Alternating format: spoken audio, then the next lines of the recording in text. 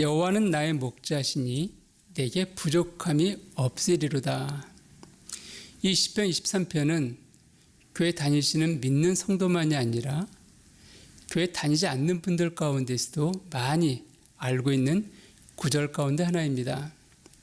그래서 이 시편 23편은 많은 분들이 암송하기도 하고 또 많은 분들의 설교를 통하여서 막 참 깊은 것들을, 그 말씀이 갖고 있는 깊은 의미들을 많은 분들이 경험하고 큰 위로와 기쁨을 경험하는 그런 성경이기도 합니다. 저 또한 이 시편 23편을 통하여서 깨달은 것이 있기 때문에 앞으로 여러 번에 걸쳐서 함께 나누려고 합니다. 시편 23편은 크게 두 부분으로 나누어집니다. 1절에서 3절까지는 양의 입장에서 바라본 목자라고 한다면은 4에서 6절까지는 목자 입장에서 바라본 양에 대해서 쓴 내용이라 할 수 있습니다.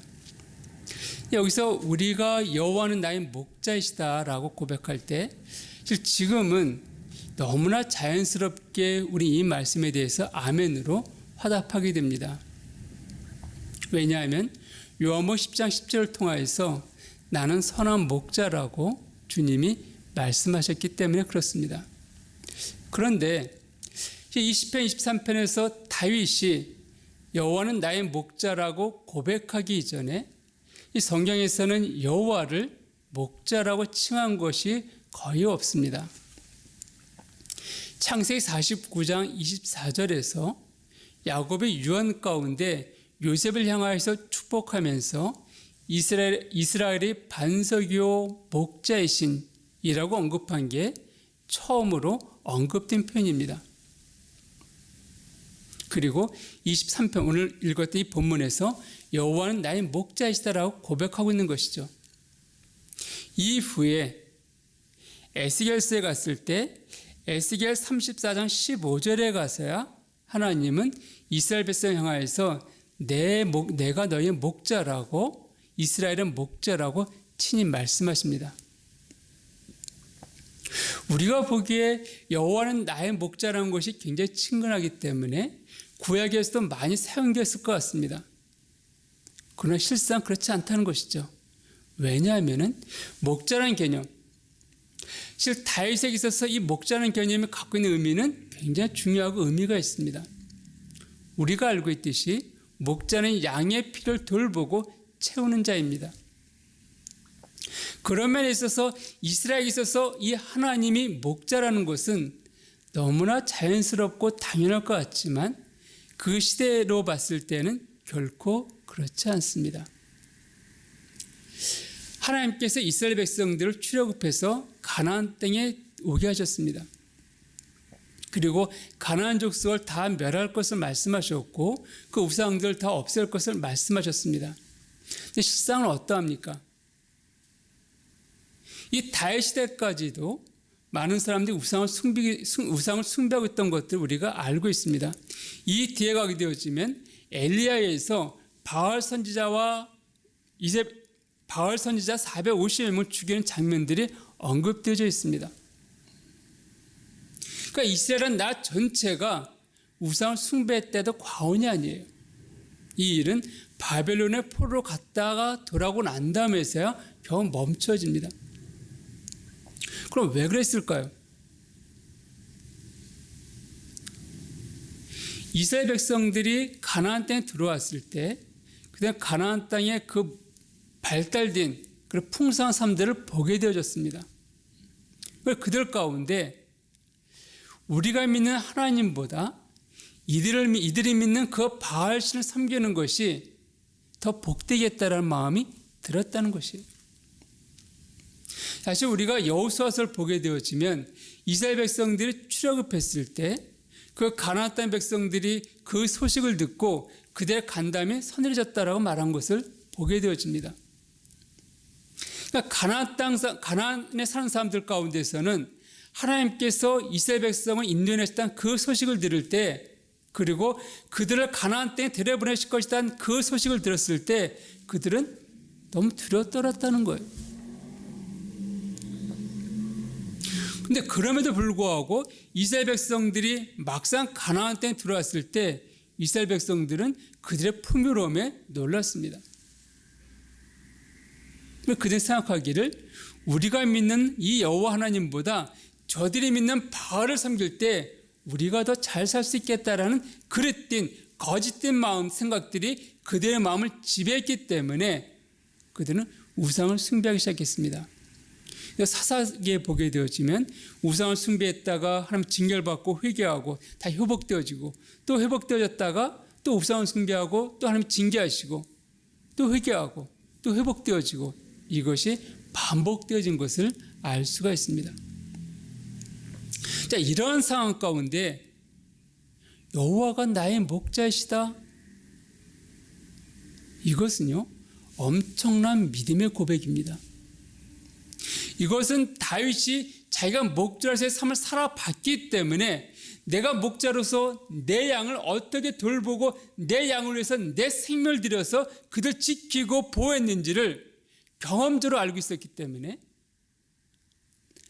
하나님이 나의 목자를 하신다면 나도 내 양을 위해서 이렇게 내 생명을 바치면서 그들을 살피고 돌아보고 책임졌는데 하물며 하나님께서 마땅히 그러하지 않겠는가?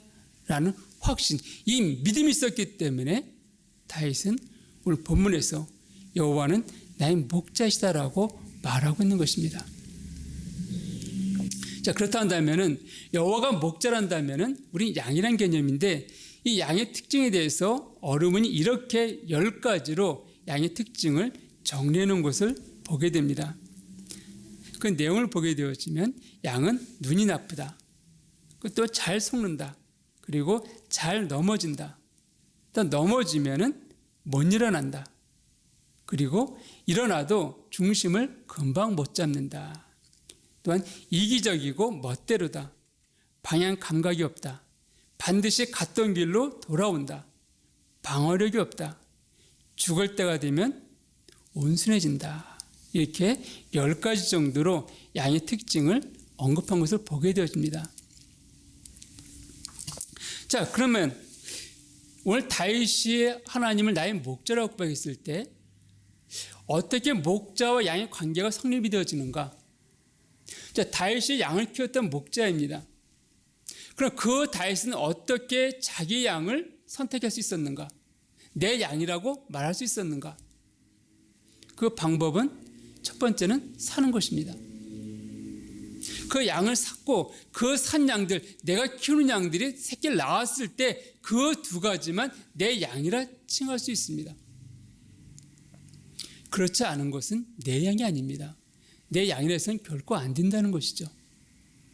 이와 마찬가지로 하나님께서 어떻게 우리를 하나님의 양으로 삼으셨는가?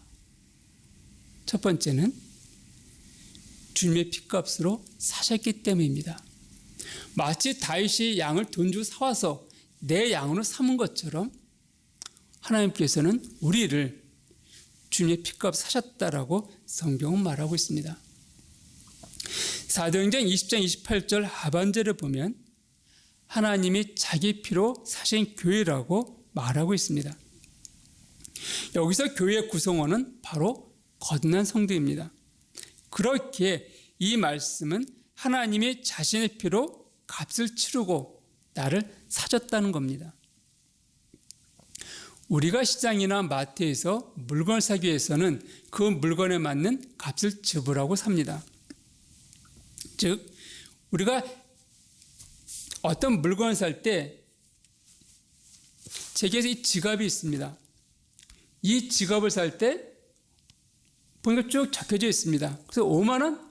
그래, 이 5만 원이면 적당한 금액이야 라고 이 5만 원에 이 지갑을 삽니다. 이 지갑은 내 것이 되어지는 것이죠.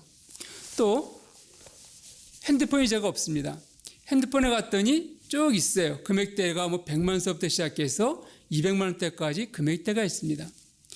그걸 내가 보고 성능이나 사용 이것을 들어보고 나서 저것은 얼마 정도에 내가 살 수 있다. 그 정도 값어치가 있는 것이다 라고 하면 그 금액을 내고 사게 됩니다. 그런데 만약에 이 지갑이 10억이다. 그 핸드폰이 10억이다. 이렇게 되어지면 절대 안 사죠. 왜? 그 정도 값어치가 없거든요. 그러니까 우리가 물건을 살 때에는 그 물건에 맞는 값을 치르고 사게 됩니다. 사람들도 이렇습니다. 하물며 하나님께서 어떤 것을 값을 주고 사셨을 때에는 그분의 인생이 아니기 때문에 속지 않습니다. 그리고 그 물건의 값이 얼마인지 정확히 이해하시는 분이세요. 알고 있습니다. 사람들은 상인의 말에 속아서 잘못 비싼 돈을 주고 물건을 살 수도 있습니다. 우리 인생은 그래요. 그러나 하나님은 인생이 아니기 때문에 결코 그러하지 않습니다. 하나님이 그것의 값을 매기시면은 하나님 그 값이 정확히 얼마인지 그리고 합당한지 알고 그 값을 주고 사시는 분이세요. 그런 하나님께서 우리를 사셨다고 말하고 있습니다. 얼마예요? 예수님의 핏값으로 사셨다라고 말하고 있습니다. 다시 말하면 하나님 보시기에 우리는 예수님의 그 생명의 값어치만큼 값 있는 존재라고 말씀하고 있는 것입니다. 우리가 보기에 내 생명의 값어치가 별로 그렇게 안 될 것 같아요.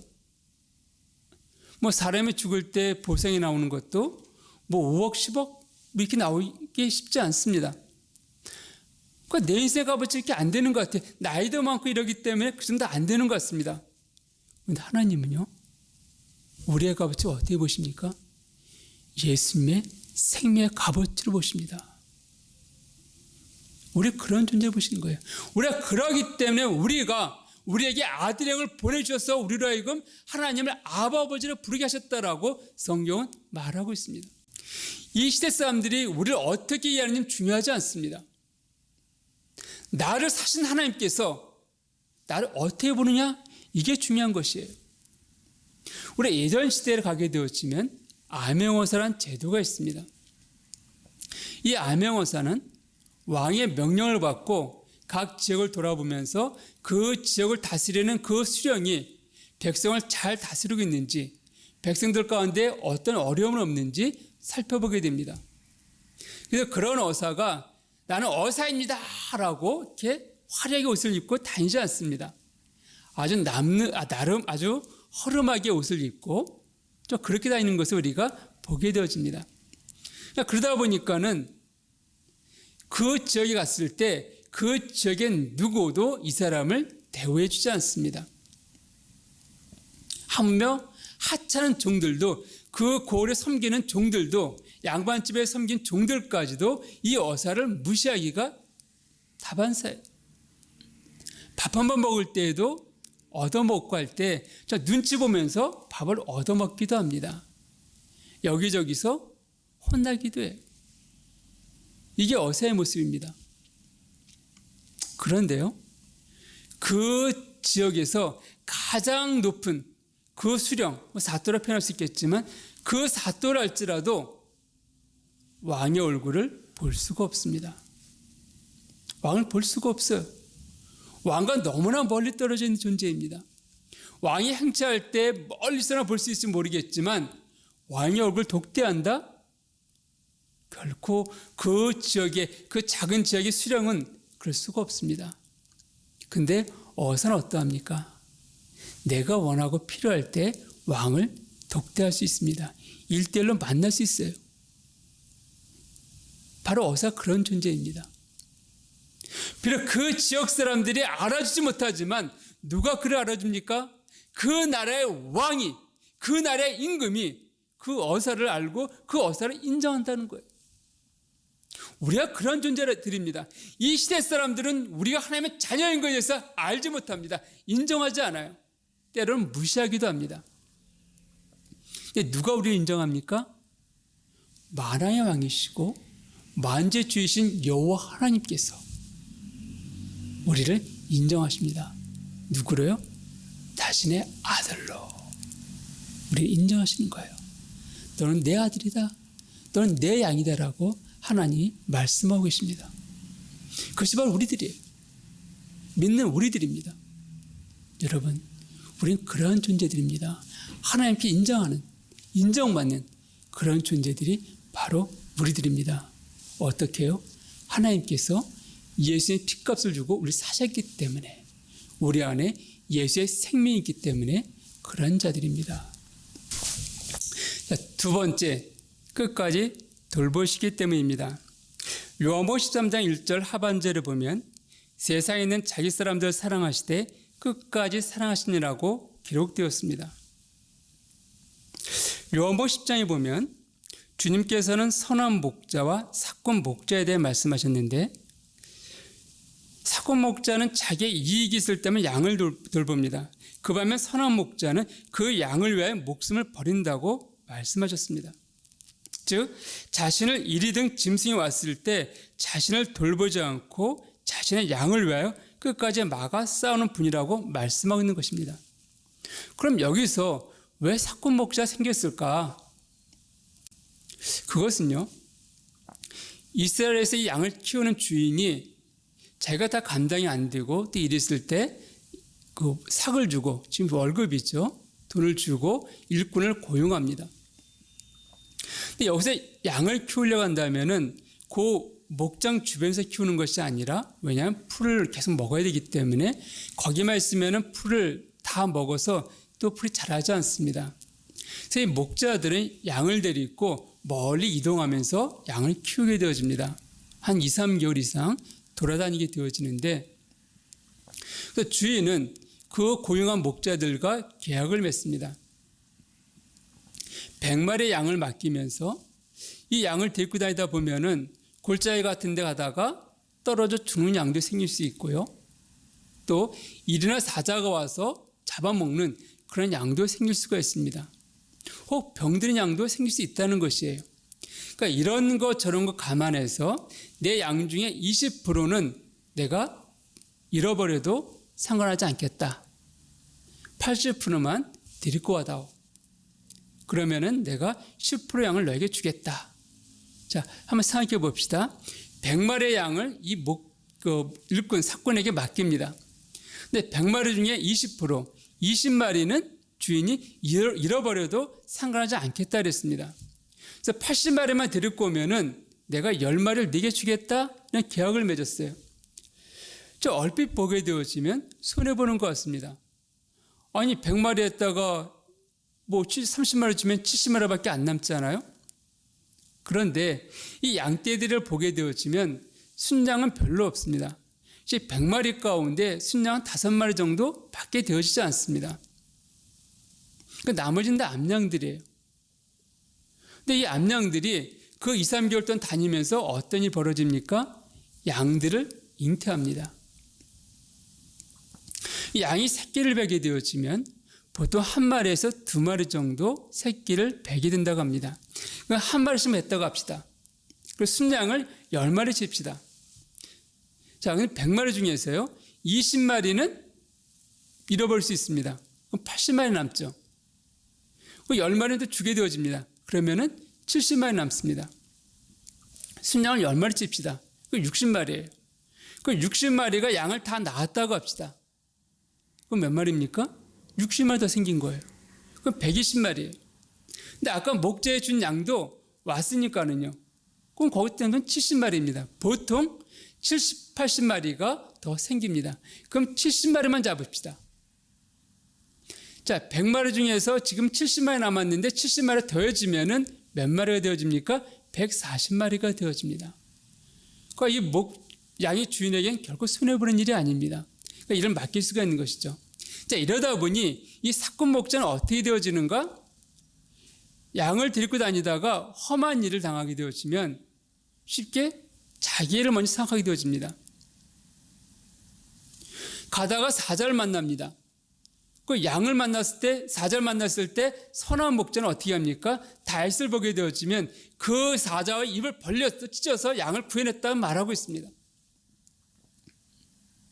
근데 삭군 목자는 저 사자가 맞당겼다가 내가 맞상대했다가 내가 피해를 보면은 안 되잖아요. 내 몸이 우선입니다.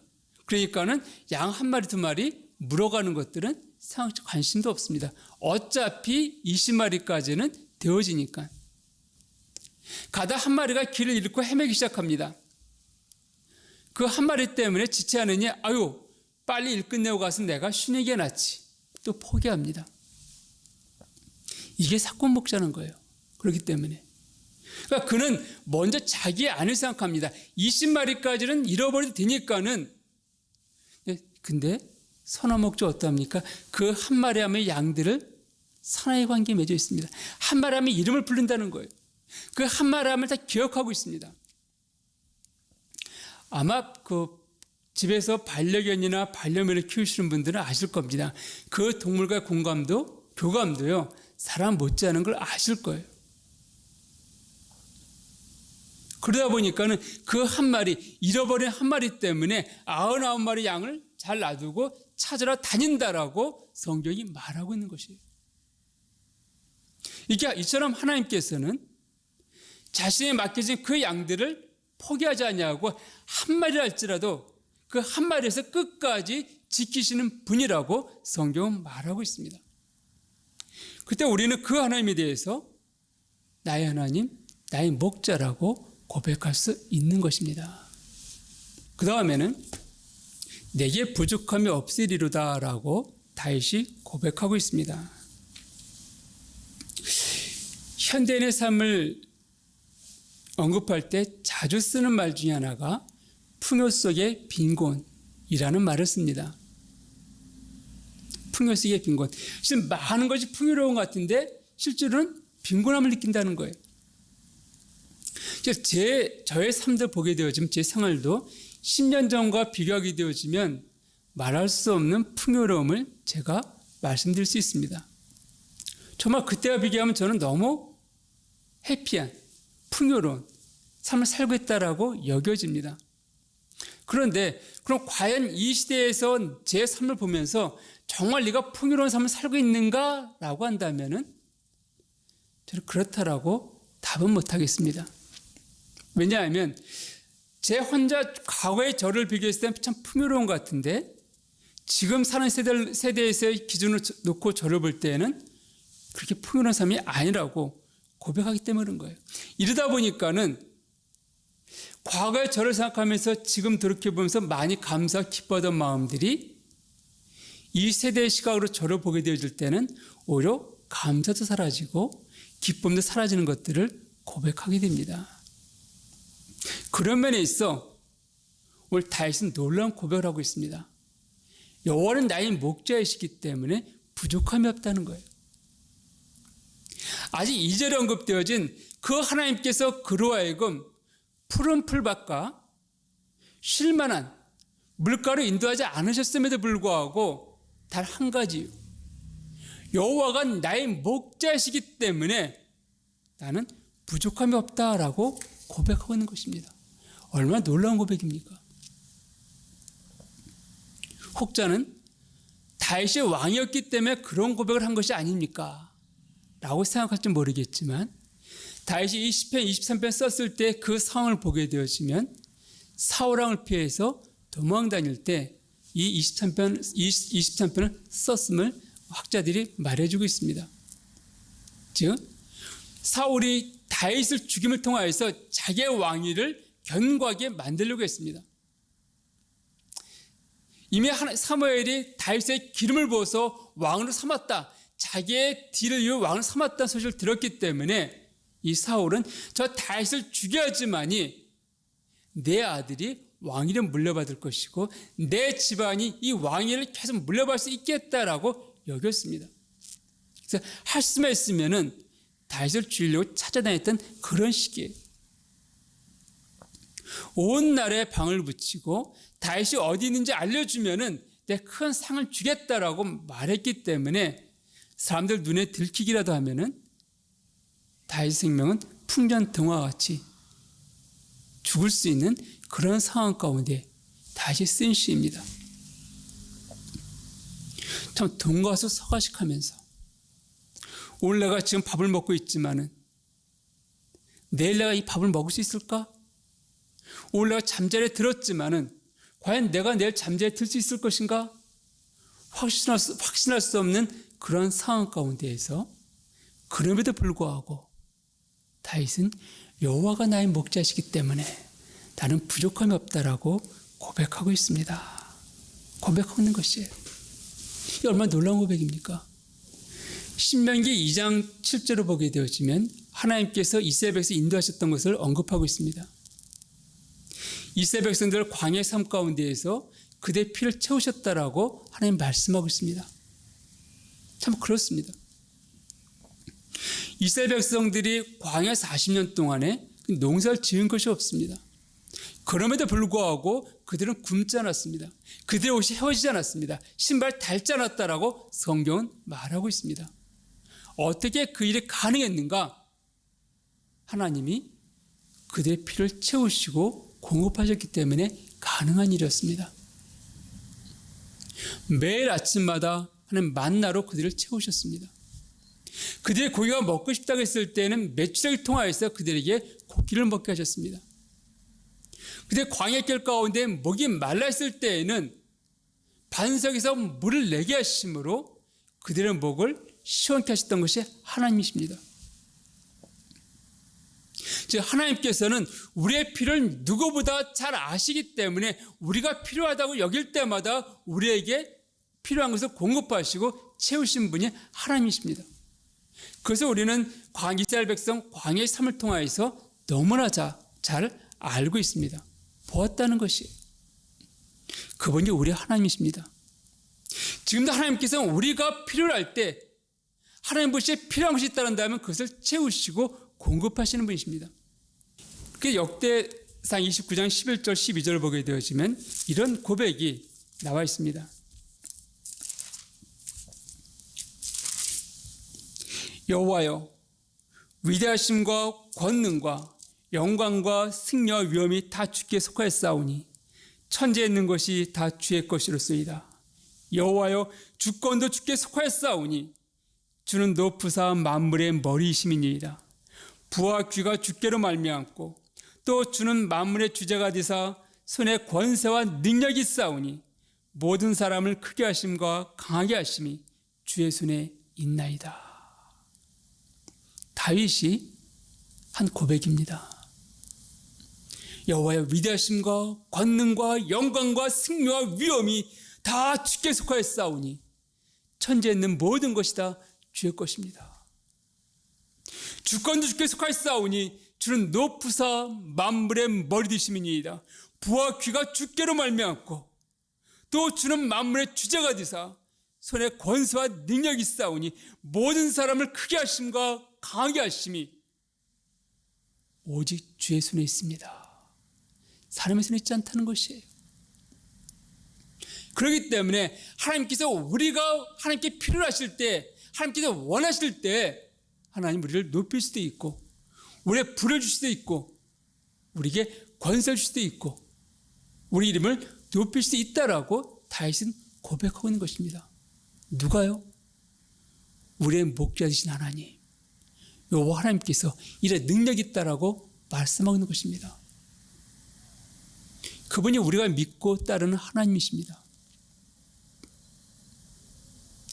그렇기 때문에 다윗은 이 하나님을 믿었기 때문에 지금 비록 자기의 상황들은 내일 일을 알지 못하는 정말 아주 어렵고 힘든 상황 가운데 있지만은 그리고 내가 이 어려움 가운데 처해야 되는지 과연 하나님께서 말씀하신 대로 나를 왕위에 앉게 하실 것인지 확신할 수 없는 그런 상황 가운데에서 그럼에도 불구하고 다윗은 외쳤습니다.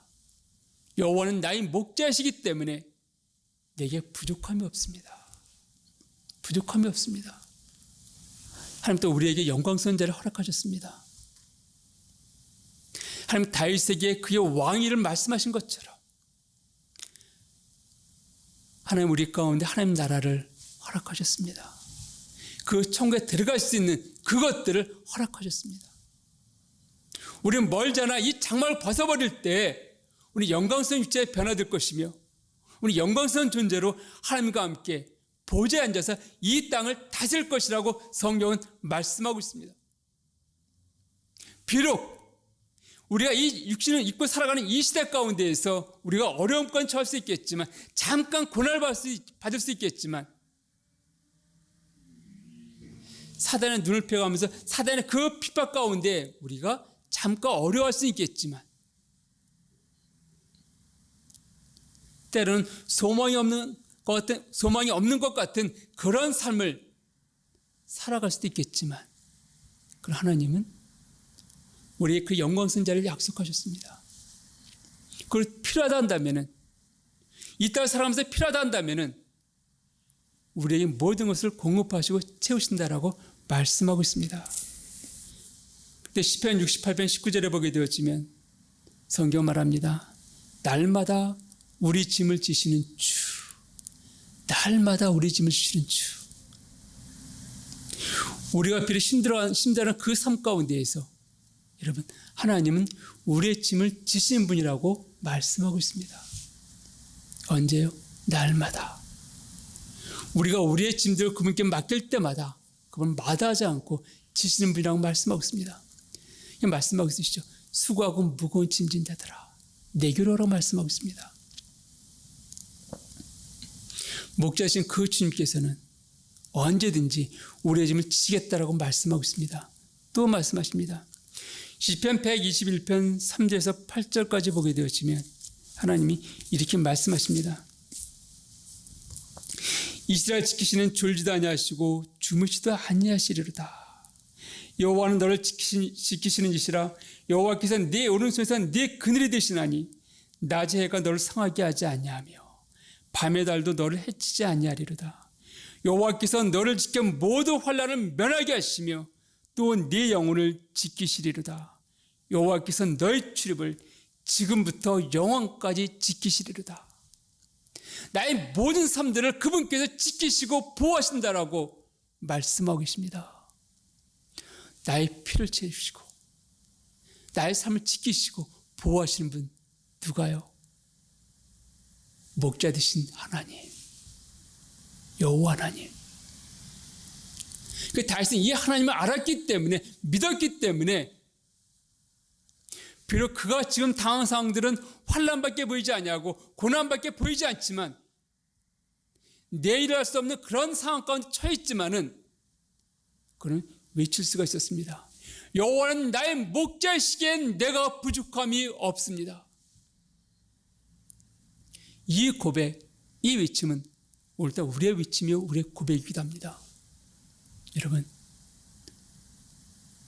여호와가 나의 목자이시기 때문에 결코 우리에게는 부족함이 없습니다. 하나님이 우리의 목자라 한다면은 결코는 부족하지 않습니다. 왜냐하면 나보다 날 더 잘하시는 하나님께서 나의 모든 것들을 채우시고 공급하시는 그 하나님이기 때문에 그렇습니다.